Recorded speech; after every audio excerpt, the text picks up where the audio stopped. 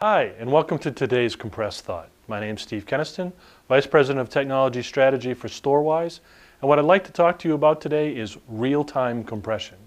And I think the easiest way to describe real-time compression is to talk about what real-time compression is not, or the opposite of real-time compression. And that's traditional compression or post-process compression. The easiest way to describe post-process compression is to think about a technology like WinZip. The WinZip technology, when zipping up a file, goes through a particular process. The application is invoked, it writes out a temporary file, the larger compressed file is compressed into this temporary file.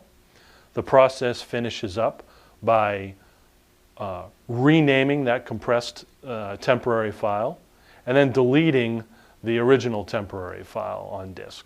Now the user is left with two files on their disk. So in order to continue the space savings process, that file that was compressed now must be deleted.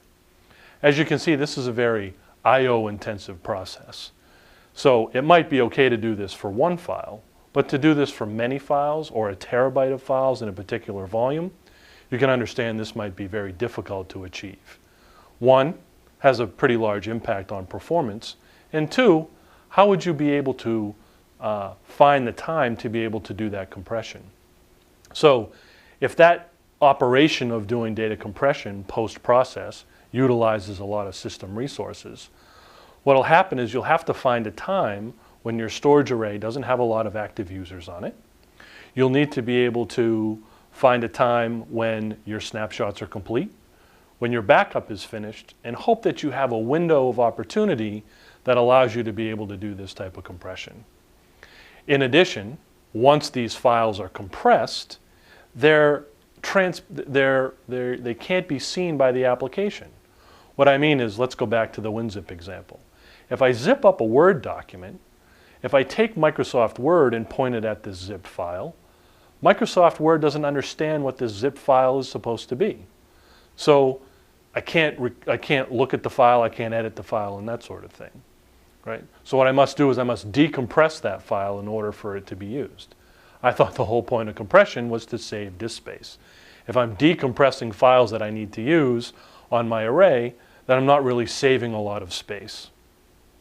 Users try to work with their different lines of business managers to try to maximize this space savings. And the way they do this is they have meetings to discuss when do different lines of businesses consider their data to be stale.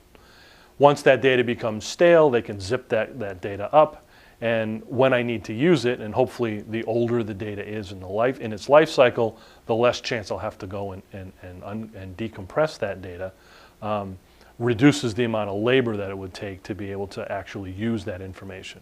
But let's say, for example, an organization decides that every 30 days their data becomes stale and they're going to compress it. They compress a large volume, they compress a lot of files into one large zip file.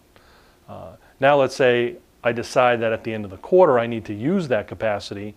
I actually need to unzip or decompress all of that data onto my disk in order to use it. Or even worse, if I only need one of those files, finding that file without a good data management system could be very time consuming, and I may not even be able to find that file.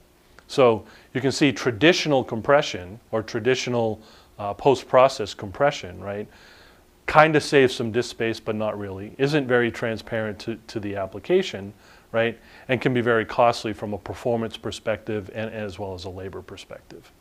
So, and anytime a human has to get involved with uncompressing or decompressing data in order for it to be used, we all know from the backup world, if I have to go recover data from a tape, it can take a long time for that information to be accessible, right?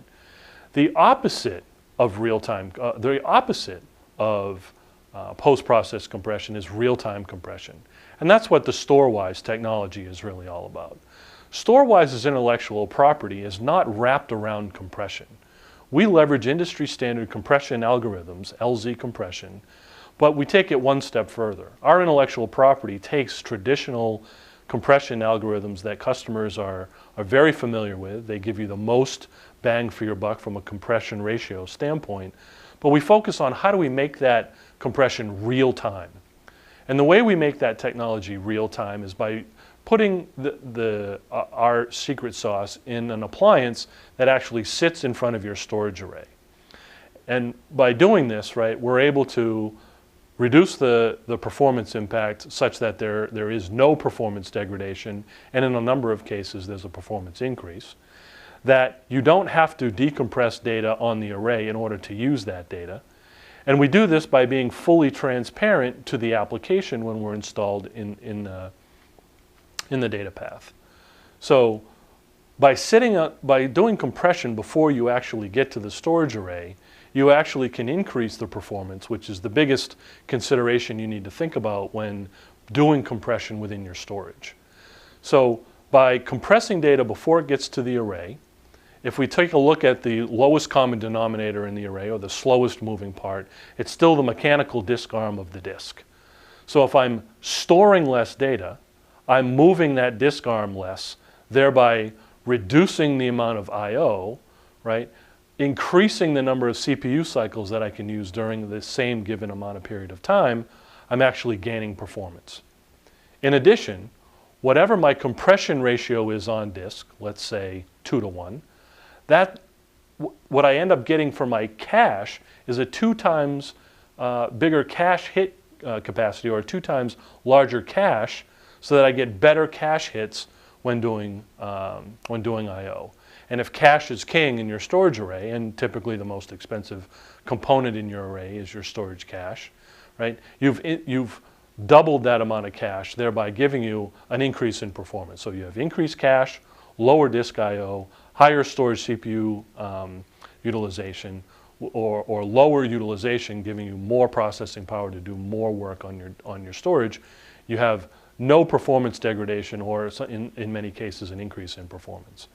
In addition, the way Storwize writes the file out to the disk, we preserve the transparency, or we preserve the file envelope of that file, so it's transparent to the application. So now if I'm Microsoft Word and I look at a Storwize compressed file, I actually have the ability to recover that file or retrieve that file and use that file without doing any decompression on disk, thereby saving my disk capacity. So with Storwize, compression equals compression. I don't need excess capacity on my disk to decompress files in order to use them.